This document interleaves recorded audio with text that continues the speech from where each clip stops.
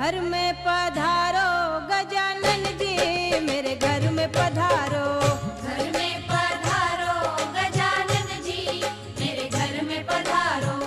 रिद्धि सिद्धि लेके आओ गण राजा, मेरे घर में पधारो। रिद्धि सिद्धि लेके आओ गण राजा, मेरे घर में पधारो। घर में पधारो गजानन जी, मेरे घर में पधारो।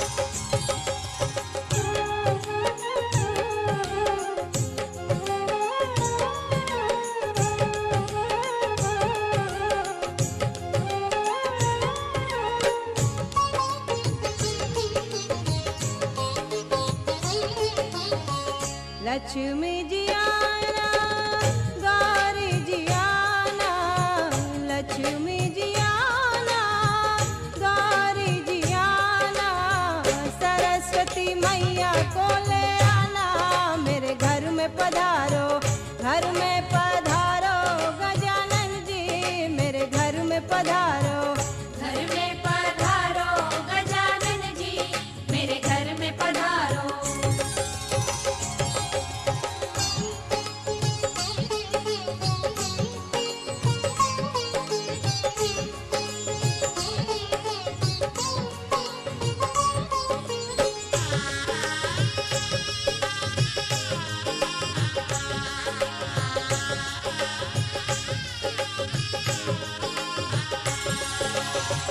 विघ्न को हरना, मंगल करना, विघ्न को हरना, मंगल करना, कारज शुभ कर जाना, मेरे घर में पधारो, घर में पधारो गजानन जी, मेरे घर में पधारो।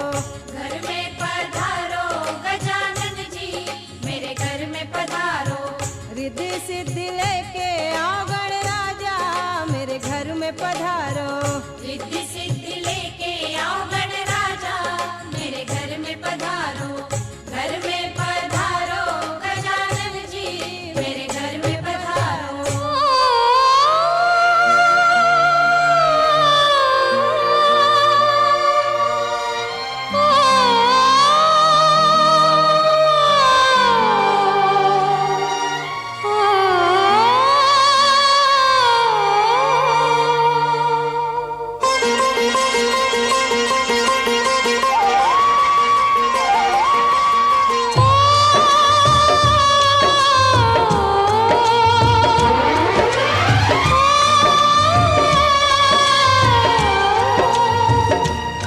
हाथ सीता का राम दिया, हाथ सीता का राम दिया, जनक राजा देंगे और क्या, बेटी बाबुल के दिल का टुकड़ा, बेटी बाबुल के दिल का टुकड़ा, दहेज कहाँ इससे बड़ा,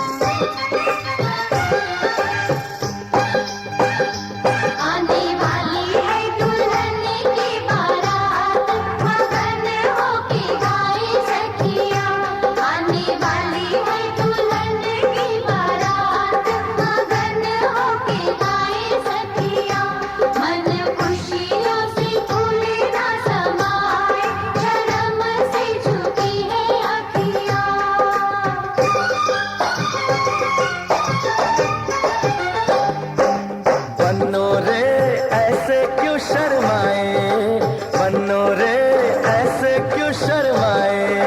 बन्नो रे ऐसे क्यों शर्माए, बन्नो रे ऐसे क्यों शर्माए। तेरी शादी में, तेरी शादी में, तेरी शादी में हम तो आए गोरी नाचने गाने। तेरी शादी में हम तो आए गोरी नाचने गाने। बन्नो रे ऐसे क्यों शर्माए, बन्नो रे ऐसे क्यों शर्माए, बन्नो रे ऐसे क्यों शर्माए, बन्नो रे ऐसे क्यों शर्माए। तेरी शादी में, तेरी शादी में, तेरी शादी में हम तो आए गोरी नाचने गाने। तेरी शादी में हम तो आए गोरी नाचने गाने।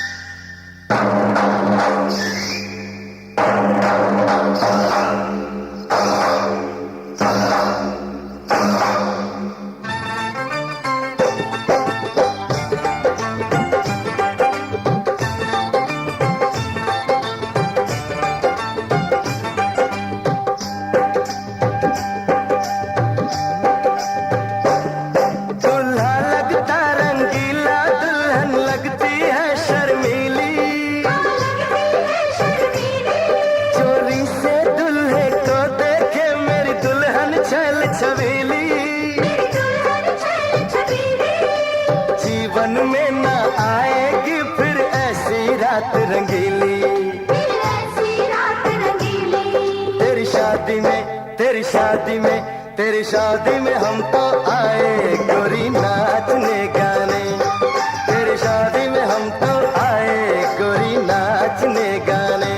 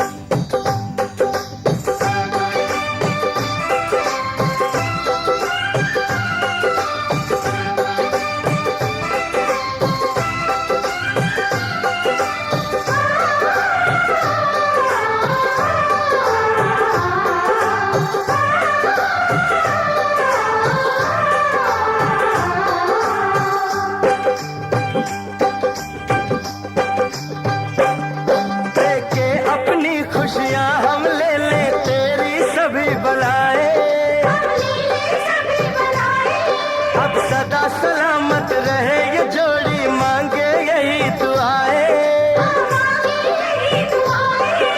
सोने चांदी हीरे मोती तुझ पे आज लुटाए। तेरी शादी में, तेरी शादी में, तेरी शादी में हम तो आए गोरी नाचने गाने। तेरी शादी में हम तो आए गोरी नाचने गाने। बन्नो रे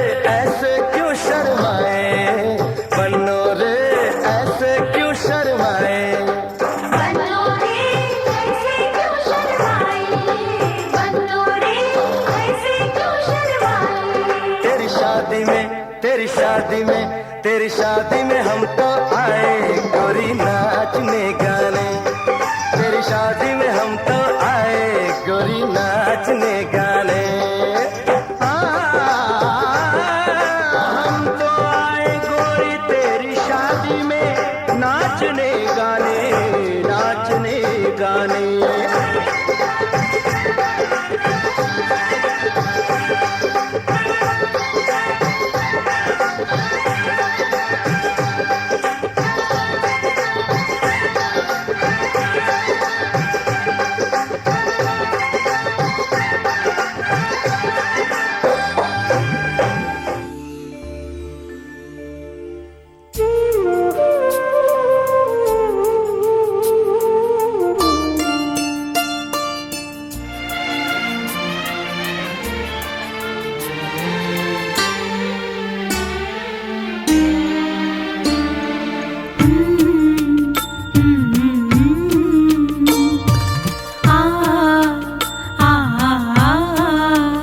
जीवन तुमने दिया है संभालोगे तुम। जीवन तुमने दिया है संभालोगे तुम। आशा हमें है विश्वास है हर मुश्किल से विधाता निकालोगे तुम। जीवन तुमने दिया है संभालोगे तुम। आशा हमें है विश्वास है हर मुश्किल से विधाता निकालोगे तुम। जीवन तुमने दिया है संभालोगे तुम।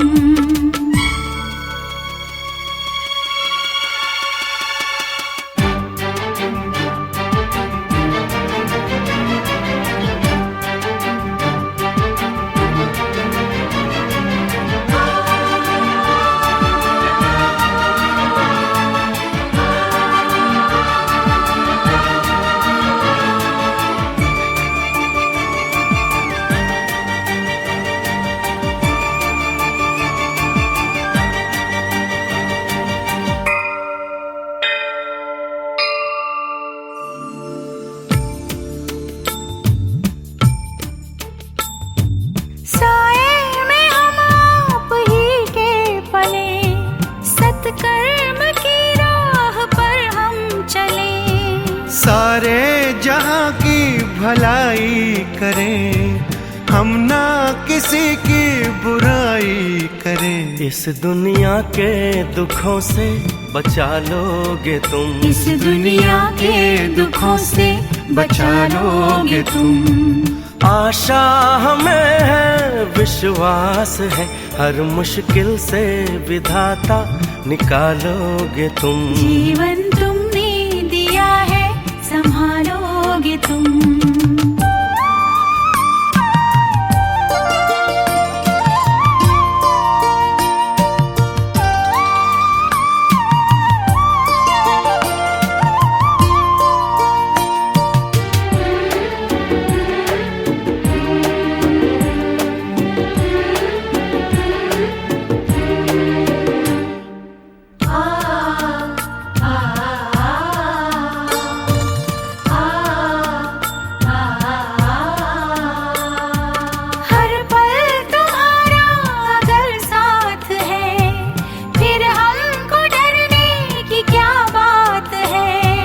कठिनाइयों से न हारेंगे हम, तुमको हमेशा पुकारेंगे हम। अपने गले से हमें भी लगा लोगे तुम। अपने गले से हमें भी लगा लोगे तुम। आशा हमें है विश्वास है हर मुश्किल से विधाता निकालोगे तुम। जीवन तुमने दिया है संभालोगे तुम।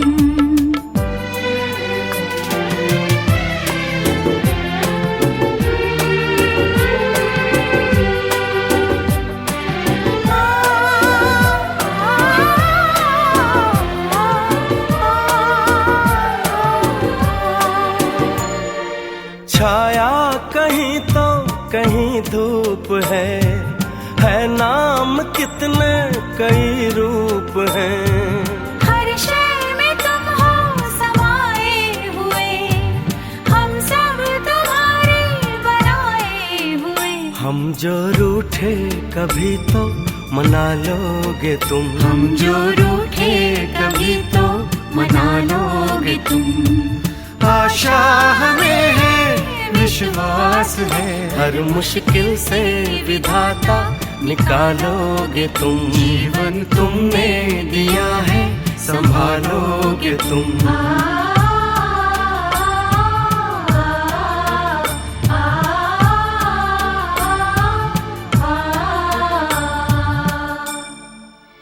मैं टूट के सनम ऐसे ही तुझे चाहूंगी,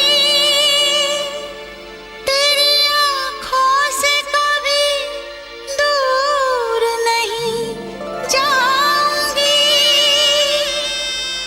कसम है तुझको मेरे साजना मोहब्बत की,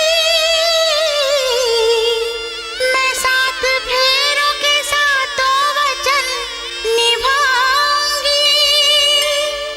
तुझे प्यार से देखने वाला, तुझे अपना समझने वाला एक दिल है, एक दिल है, एक दिल ही तो है।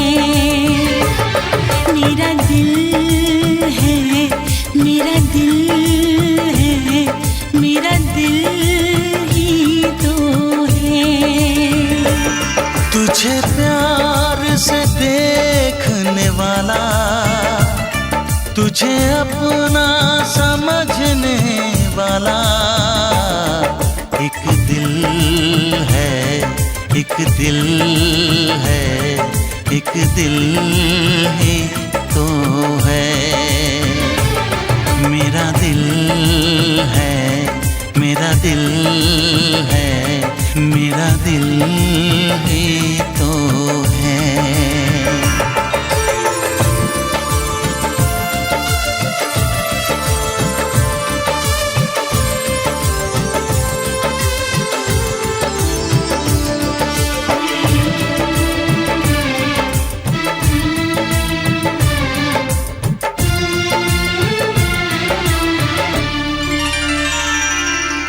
तेरे लिए सबको मैं आज दिल भर छोड़ के आई, रस्मों के कसमों के सारे बंधन तोड़ के आई। देखो मैं तो देखो सुने यार को जब पल के उठाऊं, जिंदगी बना के मेरी जान को मैं सांसों में बसाऊं। तेरे इश्क में डूबने वाला, तुझे हर पल ढूंढने वाला एक दिल है, एक दिल है, एक दिल ही तो है। मेरा दिल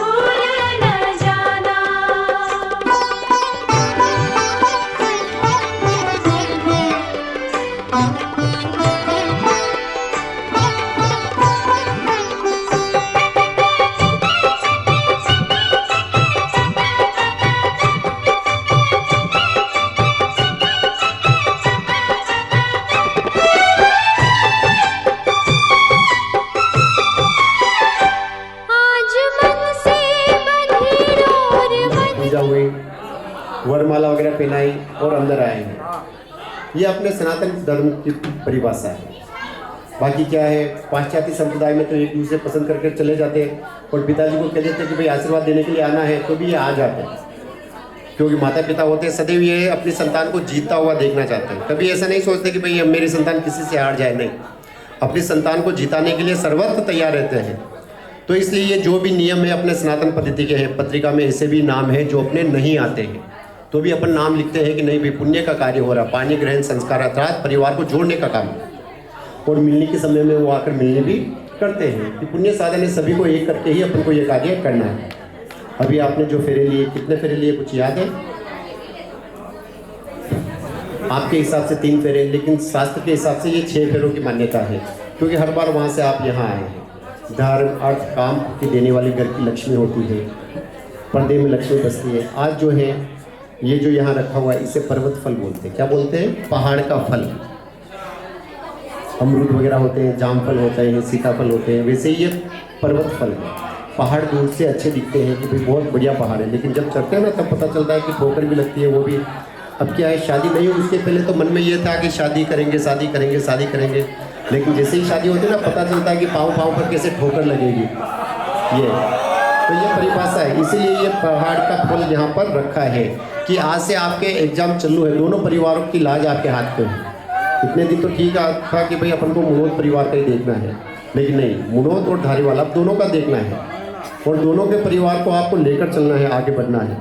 और यही नियम नमन जी के ऊपर भी लागू होते हैं कि आपको दोनों परिवार के लिए सोचना है। जो 6 फेरे हुए उसके बाद में 7वां फेरा जैसे ही हुआ और पार्वती जी, शिव और पार्वती के विवाह से ही ये नियम चालू हुए। 6 वचन कन्या मांगती है और 1 वचन वरराजा मांगते हैं। कारण ये कि सर्वप्रथम शिव और पार्वती के 6ठे विवाह से सब ये कार्य चालू हुआ है। तो ध्यानपूर्वक सुनिएगा, संक्षिप्त में आपको कथा तो मैं कहूँगा ही, ध्यानपूर्वक सुनिएगा, फिर नियम बताते हैं। जब शिव और पार्वती का 6ठा जन्म हुआ उस समय की बात है कि सभी देवताओं ने, पहले ये नियम चलता था कि कोई सगाई करके आ जाता था तो वो फाइनल रहती थी, उसे कोई कैंसिल नहीं करते थे। तो सभी देवताओं ने राजा दक्ष से कहा कि आपकी कन्या के योग्य हमने शिव को देखा है और शिव के साथ में ही आपकी कन्या का विवाह करना है।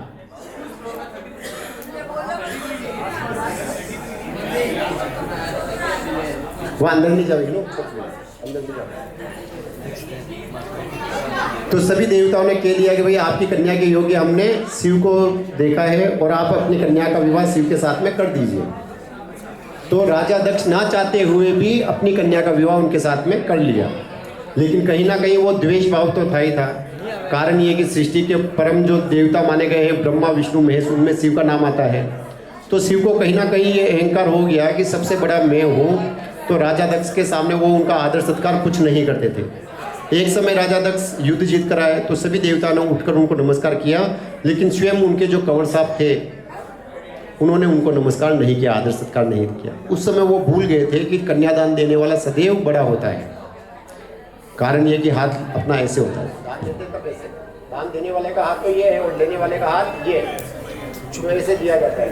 उस समय भोलेनाथ ये भूल गए थे कि इन्होंने मेरे को कन्यादान दिया है, मेरे जीवन सफल किया है। निश्चित तौर से जब कन्यादान अपने घर में कन्या आती है तो अपना जीवन जो है पूर्व जो है वो भी स्वर्ग में चले जाते हैं। देखिए, पुत्र और पुत्र की भिन्नता समझना भी बहुत जरूरी है। घर में अगर पुत्र होते हैं, अशोक भाई ध्यानपूर्वक सुनो, घर में अगर पुत्र है और पुत्र की भिन्नता समझना बहुत जरूरी है कि ऋण की आदान प्रदानता। अगर घर में कन्या ज़्यादा है तो समझना चाहिए कि आपका पुण्य बहुत तेज है, कि आपको कन्यादान देने का पुण्य प्राप्त हो रहा है। और घर में अगर पुत्र है तो समझना चाहिए कि आपके ऊपर बहुत कर्जा है, आपके ऊपर बहुत कर्जा है, जो कर्ज चुकाना है। क्योंकि रात और दिन अपन कमाएंगे और पुत्र लेकर चला जाएगा, क्योंकि जितना भी है सब पुत्र के लिए ही है। अंतिम पड़ाव ये ऐसा ही आता है कि जब अपन कभी कह देते कि भाई मेरे को ये चीज़ चाहिए तो संतान कहेगी भाई अभी एडजस्टमेंट नहीं है, और जबकि अपन सब कमा के पुत्र को ही देते हैं। तो यही एक दायित्व रहता है कि ऋण आदान प्रदान। कभी कभी ऐसा होता है कि पिता नहीं कमाते, पुत्र ही कमाते, कह देते हैं पुत्र को भाई तू कमा और मैं बैठे बैठे खाऊंगा बस। कारण ये कि पहले बहुत से पुत्र हो गए इसलिए कि भाई 10 चोरा रही मीना का 1000 कमान लाई तो ये 10,000 भी गए। लेकिन वो ऋण की आदान प्रदान का, पुण्य की आदान प्रदान का हमेशा कन्या ही देती है कि जब कन्यादान अपन देते हैं उसका पुण्य बढ़ता है। और एक पीढ़ी का नहीं 7 पीढ़ी का वो लगता है। तो इसलिए कन्यादान का जो पुण्य प्राप्त हुआ था, उस समय राजा दक्ष को ये लगा कि मेरे कंवर साहब ने मेरा अपमान किया है तो इसका बदला लेना पड़ेगा। तो बदले के लिए उन्होंने क्या किया, स्वयं के घर में हवन रखा, सभी देवताओं को निमंत्रण दिया, लेकिन अपने बेटी दामाद को निमंत्रण नहीं दिया। शास्त्र में प्रमाण है कि जब निमंत्रण मिलता है पिता के घर में तो ही जाना चाहिए, बाकी नहीं जाना चाहिए। अब उस समय पार्वती जी ने कहा कि नहीं भाई, मेरे पिताजी के घर में कार्य है, मुझे जाना जरूरी है, क्योंकि मुझे पता चल गया है। और शास्त्र में यह प्रमाण भी आता है कि पिता के घर में और मंदिर में मनुष्य कभी भी जा सकता, कोई दिक्कत वाली बात नहीं है। लेकिन पिता के घर में कोई व्रत उद्यापन वगैरह है, विवाह उत्सव है, तो निमंत्रण के साथ जाना चाहिए। और मंदिर में जाते हैं तो गर्भगृह में जब भोजन वेला होती है उस समय जाना निषेध माना गया है, रात्रि वेला में जाना निषेध माना गया है। तो शास्त्र का प्रमाण देखकर भोलेनाथ ने कहा कि ठीक है आप जाइए। और जैसे ही वो वहाँ गए तो देखा कि वहाँ शिव की स्थापना नहीं है। शास्त्र में प्रमाण है, पतिउ निंदा सुनतु काना होई सती सत जन्म नरक निदाना, कि जो सती है, जो स्त्री है, उसको कभी भी अपने पति की निंदा कान से नहीं सुननी चाहिए और देखनी भी नहीं चाहिए। तो उस समय पार्वती जी को ये लगा कि एक तो मैं अपने पति से जिद करके यहाँ आई हूँ अपने पिता के घर में, और यहाँ आने के बाद में भी मेरे पति का कोई यहाँ पर आदर सत्कार नहीं हो रहा है, यहाँ तक कि उनका आसन ही नहीं है। तो ये देखकर पार्वती जी ने अपने प्राण वहाँ क्रोधाग्नि में त्याग दिए। शास्त्र में प्रमाण है, पतियों निंदा सुनतु काना होई सती सत जन्म नरक निदाना, जो स्त्री अपने पति की निंदा कान से सुन लेती है वो 7 जन्म तक नरक में निवास करती है। लेकिन काफ़ी माता के बहना में देखो, जो मैंने कहा महाराज हमारा कर्म फूटा, जो याने पसंद की था, बाकी नरेश छुड़ाया गए, कि नरेश छुड़ाया नहीं जाने के जाना कहीं जच्ची जो याने पसंद कर काटिया गए। लेकिन ऐसा नहीं होना चाहिए। क्या कारण ये कि जोड़ी जो होती है, एक चीज़ है बारंबार यही जोड़ी मिलनी है, कोई चेंज होने वाली बात नहीं है। हाँ, आदान प्रदानता क्या होगी, कभी पुरुष कभी स्त्री, कभी स्त्री कभी पुरुष, यही होंगे, लेकिन जोड़ी यही रहेगी, इसमें कोई भिन्नता वाली बात नहीं है। तो जैसे ही पार्वती जी ने क्रोधाग्नि में अपने प्राण त्यागे और नारद मुनि से कहा कि मैं हिमालय में जन्म लूंगी, और वहीं पर भोलेनाथ को कहना कि ये जन्म तो अपना अधूरा रहे, अगले जन्म में वहीं पे आए। और पार्वती जी ने हिमालय में जन्म लिया, उमा उषा गौरी अनेक प्रकार के नाम आए, और वहाँ नारद मुनि पहुँचे और उनकी कुंडली वगैरह बनाई। तब माँ ने पूछा कि महाराज कन्या हुई है, इसका थोड़ा भाग्य देखकर बताना। हर माँ का की इच्छा होती है कि भाई बेटी का भाग्य थोड़ा जान ले। तो नारद मुनि ने कहा कि अगर ये शिव की आराधना करे तो शिव जैसा इसे पति मिल सकता है। ऐसा नहीं कहा कि साक्षात शिव ही मिलेंगे, ऐसी बात नहीं की। और जैसे ही सोमवार के व्रत वगैरह उद्यापन चालू किए, और जब कन्या 8 वर्ष की हो गई थी, पहले विवाह की जो उम्र होती थी वो 8 वर्ष होती थी, गौरी कन्या। तो जैसे ही पिता को लगा कि कन्या बड़ी हो गई है, तो नई ब्राह्मण और सेवक तीनों को बुलाया और कहा कि भाई मेरी कन्या के योग्य वर तलाश के लाइए। और जैसे ही वो निकले तो कन्या मिल गई कि महाराज कहाँ जा रहे हैं, कि आपके लिए वर तलाशने के लिए। तो उन्होंने कहा कि घर और वर मेरे लायक देखिएगा, और एक पेंटिंग बना के दे दी। अब वो गए तो राजा जी की बात मिल गई, माँ की बात मिल गई, लेकिन कन्या की बात कहीं नहीं मिली, क्योंकि कन्या जी को जो चाहिए वो वर उनको नहीं मिला। रात और दिन परेशान हो गए। अशोक जी ने भी हमें काफ़ी बार कुंडली बताई कि महाराज चेक करें यार, कटी छोरी के टेवो मिले तो आप आगे बढ़ा, लेकिन टेवो ही नहीं मिली, हो गए टेवो मिले तो आगे बढ़ा। तो काफ़ी परेशान हो गए।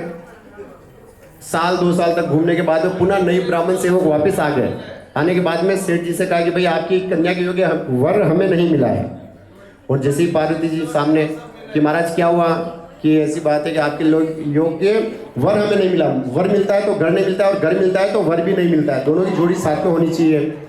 तब पार्वती जी ने कहा कि महाराज मेरा कहना मानिएगा और आप हिमालय की तरफ जाइएगा, कैलाश पर्वत, वहाँ आपको जरूर मिलेगा। और जैसे ही कैलाश पर गए और जाकर वहाँ से बात की तो वर और घर सब मिल गया। तो वही सावा लिखकर दे दिया। घर वालों को नहीं पूछा कि हम सावा लिखकर दे रहे हैं करके, सावा लिखकर दे दिया और आ गए और कहा कि आपकी बेटी का विवाह हमने विवाह फाइनल कर लिया है, ये सावा है, जो सावा लेकर आए उसके साथ में आप विवाह कर लीजिएगा। कल जब मिलनी हुई थी तब अपन ने सावा बांचा था। सावा की वह 2 कॉपी होती है, एक कॉपी तो राजा साहब को दे देते हैं और दूसरा वर राजा को, कि जब आप बारात लेकर आए तब ये सावा लेकर आइएगा। और उसी समय महाराज सावा निकाल कर पढ़ते हैं, और ये नियम तब से चल रहा है। और जैसे ही ये सावा वाचन की हुई, मिलनी वगैरह हुआ और मंडप में प्रवेश किए। अब जैसे ही मंडप में प्रवेश हुए और विवाह होना प्रारंभ हुआ, स्वाहा के मंत्रोपचार के सभी देवताओं का अपन ने यहाँ पर निमंत्रण दिया है। और जैसे ही 7वां फेरा होने लगा तो कन्या ने कहा कि महाराज रुकिए, मेरे 6 वचन है, आपको मंजूर होती है तो मैं वहां मांगू, अभी आप विवाह नहीं हुआ है। तो 6 वचन ध्यानपूर्वक सुनिएगा। ओम हिरण्यवर्णम हरणिम स्वर्णरजताम चंद्राम लक्ष्मीं जातवेदो मावहताम आवहजातवेदो लक्ष्मीमन्पगाम्निम यश्चाम विंदेयम गावश्याम पुरसानो अस्वपूर्वा रथमत्यमस्तिनादप्रोदयम श्रियं देवी भुवेस्वगम श्रीवर्चस्वायुष्य मारुग्यमाजात पवमानमेते धनम धान्यम पशुम बहुप्लाव सत्समसम दीर्घमायोः। प्रथम वचन प्रेक्षा जी नमन जी से कहती है कि हे प्रिय, आप कोई भी धार्मिक कार्य करें, उद्यापन करें, होमादि कर्म करें, कहीं मंदिर का निर्माण कराए, कहीं गौशाला में दान वगैरह दें, तो सदैव मुझे साथ में लेकर आपको ये कार्य करना है। हर धार्मिक कार्य में इनको साथ में आपको रखना है। रखेंगे आप? पूछ लीजिएगा। हाँ, द्वितीय वचन में कहा है कि हे प्रिय, मैं कोई भी व्रत उपवास करूँ, पूजा पाठ करूँ, कहीं भी मंदिर वगैरह जाए, कहीं गुरुदेव की आराधना वगैरह करें, तो उसके लिए आपको मना नहीं करना है। कहीं पर भी गीत गाल गाने के लिए भी जाए तो आपको मना नहीं करना है, क्योंकि हर धार्मिक कार्य, ये जो व्रत उपवास करेंगे उसका आधा पुण्य आपको मिलेगा। आपके परिवार को बढ़ाने के लिए इनको धार्मिक कार्य करना भी जरूरी है। पुरुष के लिए कोई व्रत उपवास नहीं है, लेकिन माता बहनों के लिए व्रत उपवास बनाए गए हैं। तीसरे वचन में कहा है कि इतने दिन आप कमाते थे या नहीं कमाते थे, आज से आपको कमाना है, मेरा खर्चा और आपके पूरे परिवार का खर्चा आपको उठाना है। पिताजी ने पाल पोस के आपको बड़ा किया है, उनकी भी इच्छा होती है कि बेटा मुझे कमा के दे। पिताजी कुछ कभी मांगते नहीं है, लेकिन इच्छा रहती है। तो आज से आपको कमाना है, पिताजी का खर्चा और मेरा खर्चा आपको उठाना है। कारण ये कि मेरा दायित्व आता है परिवार संभालने का, मैं परिवार संभालूंगी, आपको कमा के ला के देना है और सभी का खर्चा आपको उठाना है। आप कितना कमाते हैं वो भी मेरे को बताना जरूरी है कि भाई मेरे पास इतना है, ये पैकेज है, ठीक है, पूरी जानकारी के साथ में। चतुर्थ वचन में कहा है कि आप कहीं प्रदेश जाएं, क्या कहा, आप कहीं प्रदेश जाएं, यात्रा के लिए जाएं या व्यापार के लिए, बताकर ही जाना जरूरी है। सर्वप्रथम साथ में लेकर जाना है। सर्वप्रथम तो साथ में लेकर जाना है। साथ में नहीं ले जा सके तो बता के जाइएगा। देखिए ध्यानपूर्वक राजा रामचंद्र जी का उदाहरण आता है। उदाहरण जो लेंगे तो वो बड़ा ही लेंगे, छोटा उदाहरण नहीं लेंगे। अशोक भाई और साधना जी ध्यानपूर्वक सुनो। राजा जनक ने कोई कहकर दिया कि भाई ताकि बेटी जो है वह सदैव वन में ही निवास करे। राजा दक्ष बड़े दुखी हुए और उन्होंने घोर तपस्या की और शिव को प्रसन्न किया, और शिव को प्रसन्न करके आशीर्वाद मांगा कि हे महाराज, मेरी कन्या के भाग्य में किसी महाराज ने बता दिया है कि भाई जंगल का ही निवास है, तो इसे परिवर्तन करना है। कि लिखा हुआ तो मैं नहीं मिटा सकता हूँ, लेकिन आपकी क्या इच्छा जो बताइए। तब राजा दक्ष ने कहा कि मेरी पुत्री का विवाह स्वयं नारायण के साथ में होना चाहिए, विष्णु के साथ में मेरी पुत्री का विवाह होना चाहिए, और उस अवस्था में होना चाहिए कि पूरी पृथ्वी पर उसी का राज हो। उस अवस्था में होना चाहिए कि पूरी पृथ्वी पर नारायण का ही राज होना चाहिए। तब उन्होंने कहा कि तथास्तु, ये शिव धनुष ले जाइए और जो इसे उठाएगा वो ही नारायण होगा।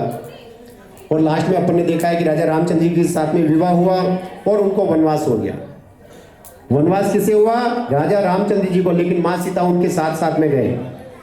कारण ये कि धर्म पत्नी का मतलब ये होता है सुख और दुख साथ में भोगना। यूनी का थोड़ा सा नुकसान हो गया तो मैं हमारे पति जा रही था देख लीजिए, ऐसा नहीं होना चाहिए। हर संकट में साथ देना बहुत जरूरी है, उसी को श्रेष्ठ नारी बताई गई है। ये कहा गया है कि हे प्रिय, और नहीं ले जा सके तो कारण बताना। जैसे कि लक्ष्मण नहीं ले जा सके अपनी धर्मपत्नी को, तो बता के गए कि भाई मैं भैया और भाभी की सेवा के लिए जा रहा हूँ, आप में घर में रहकर माता पिता का आदर सत्कार करना है, उनकी देखभाल आपको करनी है। कि नहीं ले जा सके कोई दिक्कत नहीं है, लेकिन बताकर जाना बहुत जरूरी है। अब ये तो फ्लाइट उड़ा दे थे बच्चे उठ के करो, कल आप ध्यान ला रही थी, ठीक है। पंचम वचन में कहा है, पंचम वचन में क्या कहा है कि हे प्रिय, जिस प्रकार मैं अपने परिवार से विदाई लेके आपके परिवार को अपनाने के लिए आ रही हूँ, जिस प्रकार आपके माता पिता का आदर सत्कार मैं करूँगी, वैसे ही आपको भी मेरे माता पिता का आदर सत्कार करना है। कहीं भी छोटी मोटी तकलीफ हो जाए तो आपको दौड़ के जाना है। ऐसा नहीं है कि भाई निमंत्रण आएगा तभी जाएंगे, नहीं। अगर कोई संकट है, समस्या है, तो आपको दौड़ के जाना है, मेरे को बताने की जरूरत नहीं है।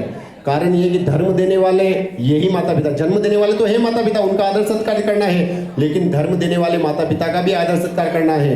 क्यों करना है? क्योंकि बेटी देकर बेटा ले रहे हैं।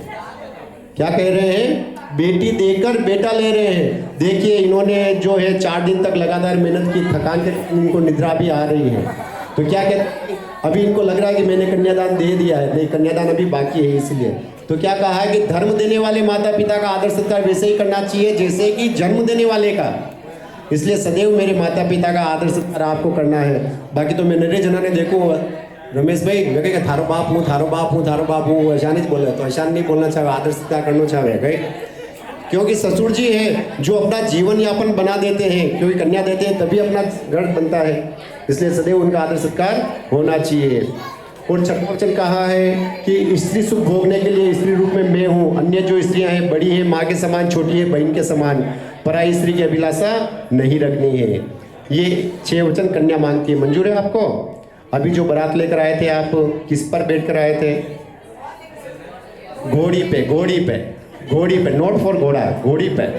कारण ये कि देखिए घोड़े तो मिलते ही है लेकिन घोड़े पे नहीं आते, क्योंकि सुगनिक नहीं है।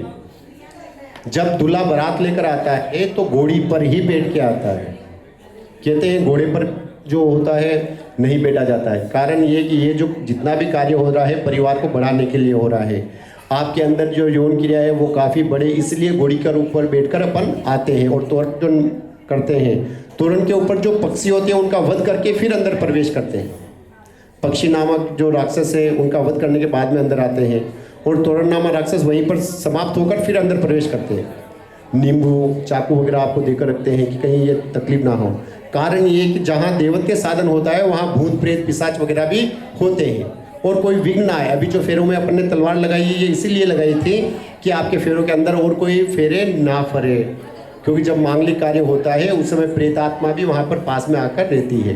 तो ये 6 वचन कन्या मांगती है। मंजूर है आपको? अब नमन जी ने कहा कि हे प्रिय, मैं बारात लेकर आया हूँ, पूरे बंधु बांधव सहित आया हूँ, परिवार के सहित, जिया जी दोस्त वगैरह सब साथ में है, तो इसलिए हे प्रिय मेरा भी एक वचन है, अगर आपको मंजूर है तो मैं वामंग लूँ अन्यथा नहीं। तो एक वचन क्या है? वैदिक मंत्र आपको मानना जरूरी है और उसका पालन भी करना जरूरी है। बाकी आपके कितने भी वचन है वो सब आप मानते रहिएगा। तो एक वचन कहा है मम चित्तम मम वित्तम मम वाचन लोपेत, मम चित्तम, जो मेरे पास है उसी में आपको गुजारा करना है, जो इनके पास है उसी में आपको गुजारा करना है। कारण ये कि कभी घी गणोन कभी मोटी चना, हमेशा वही चाली, एक जैसा कभी नहीं चला। कारण ये कि जो इनके पास है उसी में आपको गुजारा करना है। देखा देखी नहीं करनी है कि इनके पास क्या है या इनके पास क्या है, नहीं, उनके पास जो उसी में आपको संतुष्टि रखना जरूरी है। मम वित्तम, जो इनके मान सम्मान प्रतिष्ठा है उसके ऊपर आँच नहीं आनी चाहिए। जो भी आप कार्य करें इनकी देख रेख में करना जरूरी है, इनको बताकर करना जरूरी है। गलतियों से रिश्ते नहीं टूटते, गलत फहमी से टूट जाते हैं। कारण ये कि सारथी, सारथी का मतलब समझते हैं? सारथी का मतलब होता है चलाने वाला। ये आपकी गाड़ी को चलाने वाले हैं। अर्जुन का जो रथ था वो कृष्ण भगवान चला रहे थे। अर्जुन का रथ कौन चला रहे थे? कृष्ण भगवान। कृष्ण भगवान अर्जुन के सारथी थे, इसलिए आपके सारथी ये है। प्रेक्षा के सारथी कौन है? नमन बाबू। अब यही आपकी गाड़ी चलाएंगे, इसलिए इनकी जो मान सम्मान प्रतिष्ठा है वो सदैव आपको बढ़ानी है और आपके हाथ में दोनों परिवारों की लाज है। कार्य ऐसा करना चाहिए, कोई कहे, कल हमें भी कोई कहे कि महाराज देखो था कि गांव की छोरी बटे राजी है, तो मन संतुष्ट होता है कि नहीं भाई बढ़िया है। कारण ये कि देखिए दोनों परिवारों से विशेष प्रेम है, इसलिए ऐसा होता है कि कन्या की प्रशंसा पिता हमेशा सुनना चाहता है कि नहीं भाई कन्या कहीं भी रहे प्रसन्न रहे।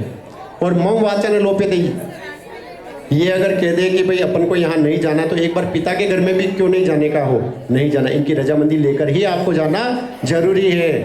जब तक ना माने तब तक इनको मनाना है और साथ में लेकर चलना है कि चलिए आप गाड़ी आप चलाइए, मैं साथ में बैठती हूँ बस। अच्छा गाड़ी आप चलाएंगे, ठीक है, कोई दिक्कत नहीं, तो आप चलाइए लेकिन इनको लेकर जाना है, ठीक है। तो ये एक वचन ये वरराजा मांगते हैं। मंजूर है आपको? पूछ लीजिए नमन जी। ओम मंगलम भगवान विष्णु मंगलम गरुड़ध्वजा मंगलम पुंडरीकाक्षो मंगलायस्तनो हरि। आधार सक्तांतीन कूर्मासनाभ्यो नमः योगासनाभ्यो नमः। परीक्षा की वो चावल थोड़ी इकट्ठे कीजिएगा उधर से, तू जानो तो बेटा।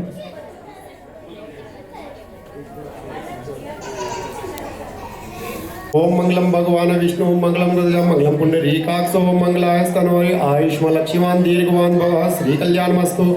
धन धान्य समृद्धि पुत्र पौत्र समृद्धि अथ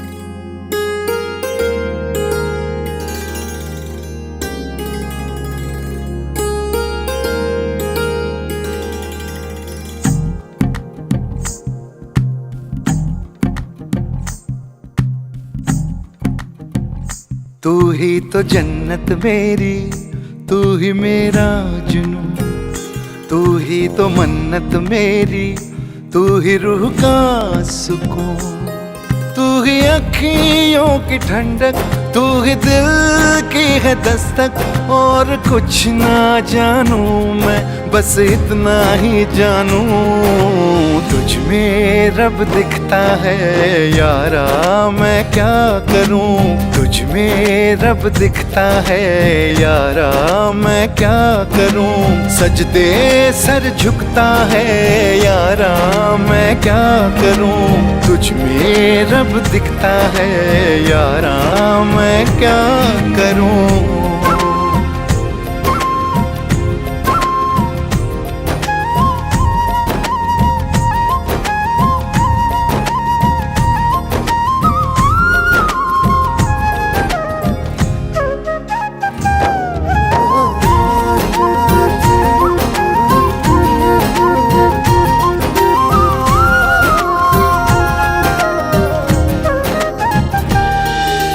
कैसी है ये दूरी, कैसी मजबूरी, मैंने नजरों से तुझे छू लिया।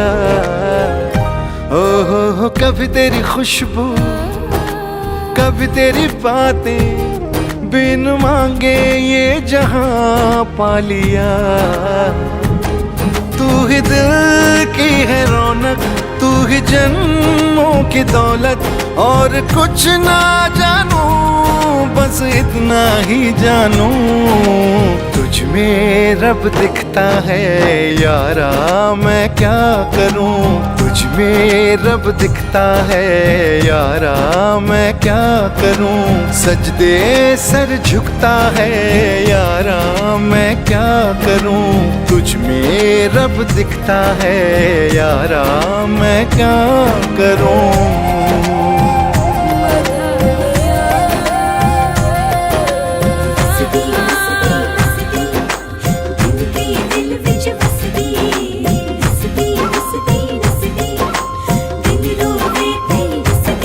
रब ने बना दी जोड़ी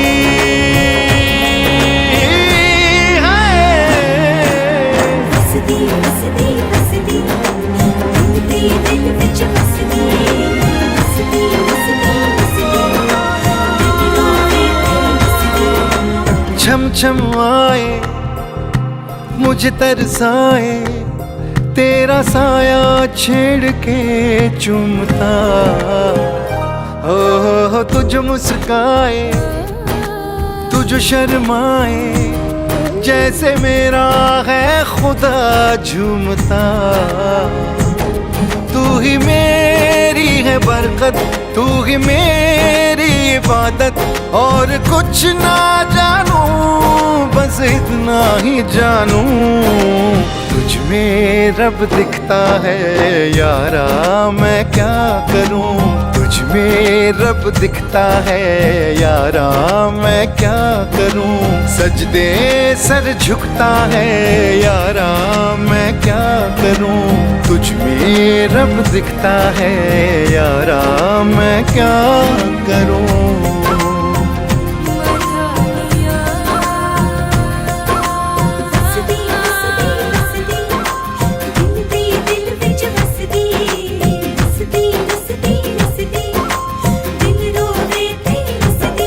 रब ने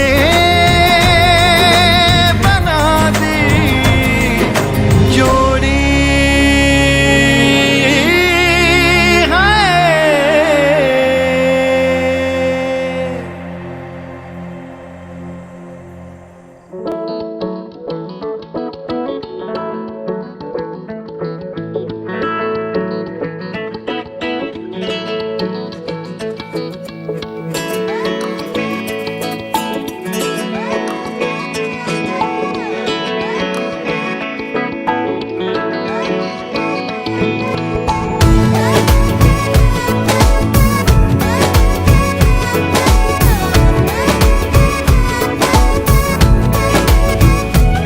जो तेरी खातिर तड़पे पहले से ही, क्या उसे तड़पाना ओ जालिमा। ओ जालिमा, जो तेरे इश्क में बहका पहले से ही क्या उसे बहकाना। ओ जालिमा, ओ जालिमा, जो तेरी खातिर तड़पे पहले से ही क्या उसे तड़पाना। ओ जालिमा, ओ जालिमा, जो तेरे इश्क में बहका पहले से ही क्या उसे बहकाना। ओ जालिमा, ओ जालिमा, आंखें मरहबा बातें मरहबा, मैं 100 मर्तबा दीवाना हुआ। मेरा ना रहा जब से दिल मेरा तेरे हुस्न का निशाना हुआ। जिसकी हर धड़कन तू हो ऐसे दिल को क्या धड़काना। ओ जालिमा, ओ जालिमा, जो तेरी खातिर तड़पे पहले से ही क्या उसे तड़पाना। ओ जालिमा, ओ जालिमा,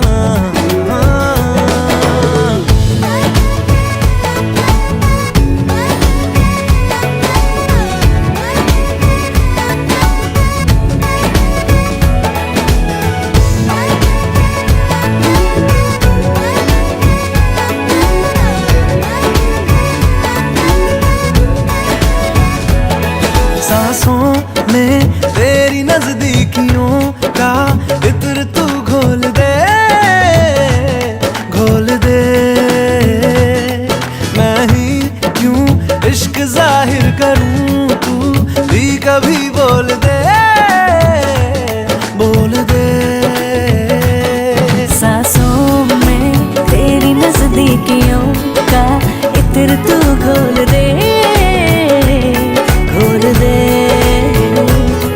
मैं ही क्यों इश्क जाहिर करूं, तू भी कभी बोल दे, बोल दे। लेके जान ही जाएगा मेरी कातिल हर तेरा बहाना हुआ। तुझसे ही शुरू तुझ पे ही खत्म, मेरे प्यार का फसाना हुआ। तू शम्मा है तो याद रखना मैं भी हूँ परवाना। ओ जालिमा, ओ जालिमा, जो तेरी खातिर तड़पे।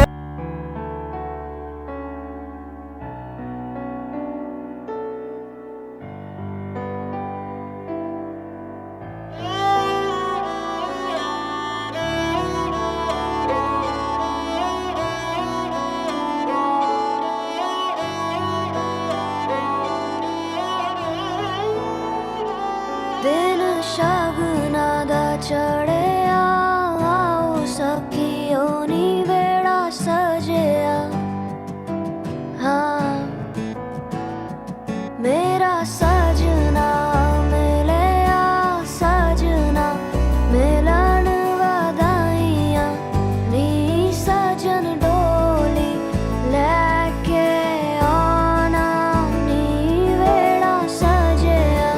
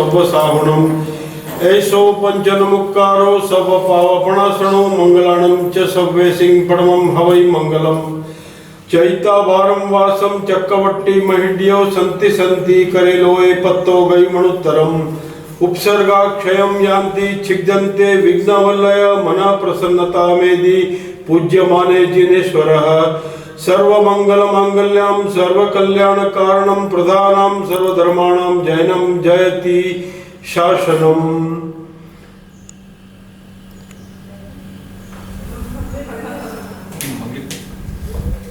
तो धम्मम शरणम पवज्जामि अरियंतों का शरणा सिद्धों का शरणा साधुओं का शरणा केवली पर विद्या धर्म का शरणा चार शरणा मंगल करना उत्तम करना और न शरणा कोई जो भव्य प्राणी करे आराधन उसका अजर अमर पद होए।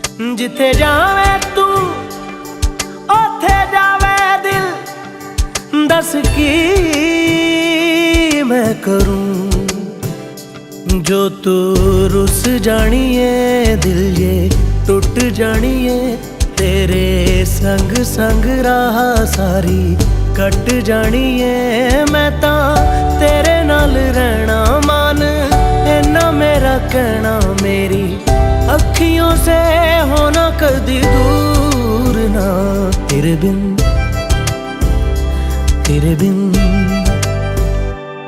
बिन नहीं लगदा दिल मेरा ढोलना तेरे बिन नहीं लगदा दिल मेरा ढोलना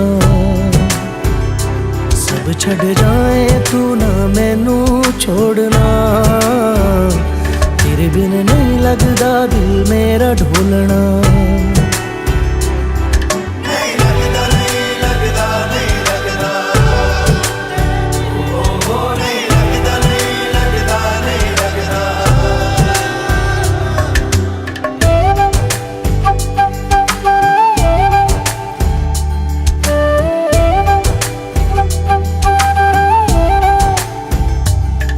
तेरे संग संग रह के मैं रंग जाऊं तेरे रंग तेरी नींद से ख्वाब मैं अपना जोड़ लूं तू साथ ना हो तो चार कदम ना चल पाऊं तेरी राह पे राह मैं अपनी मोड़ दूं ओ जग भूल जाए मुझे तुम नहीं भूलना तेरे संग जीना मेरा तेरे संग ढलना सच्ची चाहतों का होता कोई मोल ना तेरे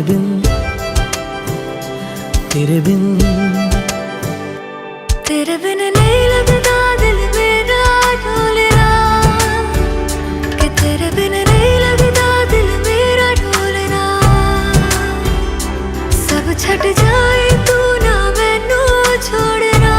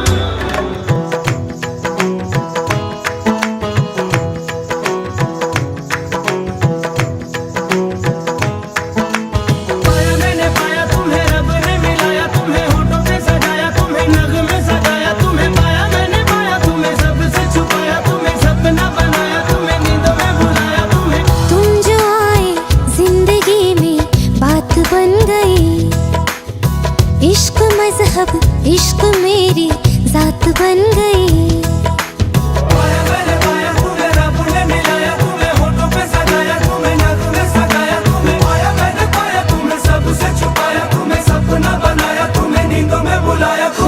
तुम जो आए जिंदगी में बात बन गई। सपने तेरी चाहतों के, सपने तेरी चाहतों के देखती हूँ अब गई। दिन है सोना और चांदी रात बन गई। हो तुम जो आए जिंदगी में बात बन गई।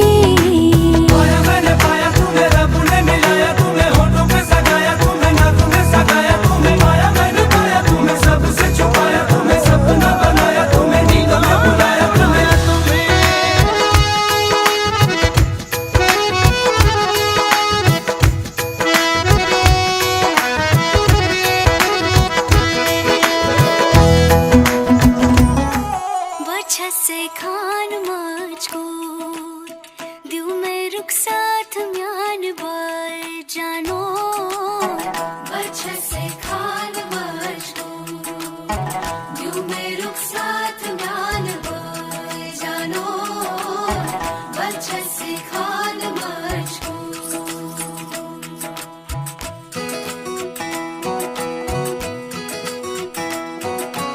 इकबाल सही उंगली पकड़ के तूने चलना सिखाया था ना। दहलीज ऊंची है ये पार करा दे। बाबा मैं तेरी मलका, टुकड़ा हूँ तेरे दिल का। एक बार फिर से दहलीज पार करा दे। मुड़ के ना देखो दिलबरो, दिलबरो मुड़ के ना देखो दिलबरो।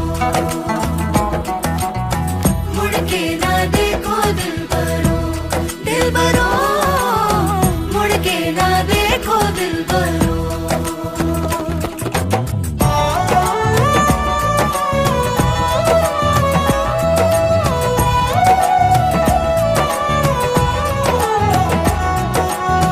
फसलें जो काटी जाए उगती नहीं है। बेटियां जो ब्याही जाए मुड़ती नहीं है।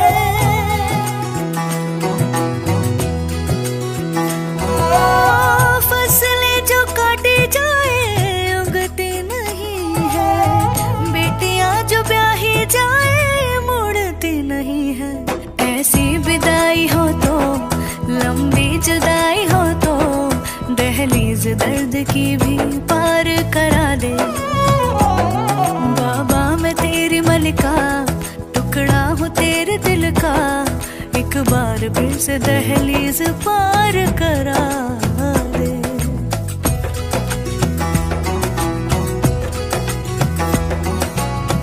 मेरे दिल बरो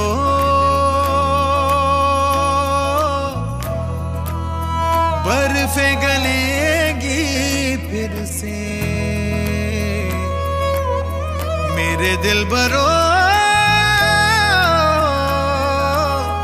फसलें पकेगी फिर से। तेरे पाँव के तले मेरी दुआ चले, दुआ मेरी चले। बाबा मैं तेरी मलिका, टुकड़ा हूँ तेरे दिल का। एक बार फिर से दहलीज पार करा दे।